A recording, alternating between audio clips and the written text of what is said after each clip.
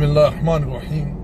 پیارے بھائیو، در حقیقت آج کل جو سننے کو مل رہا ہے، جو دیکھنے کو مل رہا ہے، پڑھنے کو مل رہا ہے، اسے دیکھ کر، سن کر، پڑھ کر بہت دل دکھتا ہے کہ ایک کلمہ کو مسلمان دوسرے مسلمان بھائی پر کیچڑ اچھال رہا ہے، اس پر بہتان لگا رہا ہے، اس کی غیبت کر رہا ہے، اسے گالیاں دے رہا ہے۔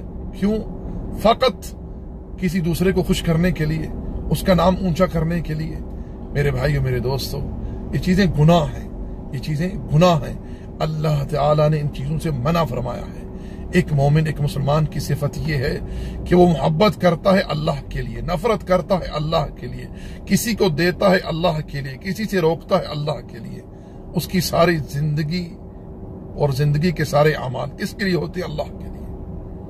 لیکن ہم دیکھ رہے ہیں سبحان اللہ کہ آج کیا کچھ ہو رہا ہے۔ انا للہ و انا الیہ راجعون۔ اللہ تعالیٰ قرآن مجید میں ارشاد فرماتا ہے، وَلَوْ أَنَّ أَهْلَ الْقُرَىٰ آمَنُوا وَاتَّقَوْا لَفَتَحْنَا عَلَيْهِمْ بَرَكَاتٍ مِّنَ السَّمَاءِ وَالْأَرْضِ۔ اگر یہ بستی والے، یہ دنیا والے ایمان لے آئیں، تقوی اختیار کریں، تو ہم ان کے لیے زمین و آسمان سے برکات کے دروازے کھول دیں گے، مگر انہوں نے جھٹلایا۔ ولیکن کذبوا، انہوں نے ہماری نافرمانی کی، جھٹلائی ہماری آیتیں، تو ہم نے ان کے گناہوں کی وجہ سے پکڑ دیا۔ میرے بھائیو، اگر امن چاہتے ہیں، استقرار چاہتے ہیں، خوشحالی چاہتی ہیں، کامیابی چاہتی ہیں، تو آئیے اللہ کی توحید کی طرف، اس کی عبادت کی طرف، اس کی فرما برداری کی طرف۔ یہ چیزیں چھوڑ دیں۔ ہمارے ساتھ فرشتے ہیں، لکھ رہے ہیں، ما یلفظ من قول الا لدیہ رقیب عتید۔ انسان مت بھول، تیرے ساتھ نگہبان فرشتے ہیں، تو جو کہتا ہے اسے وہ تحریر کر لیتے ہیں۔ اللہ تعالیٰ دیکھ رہا ہے۔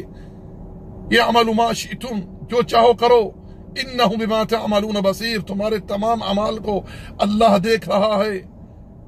اور قیامت کے دن انسان سے کہا جائے گا، اقرا کتابک، اپنی کتاب کو پڑھ دے۔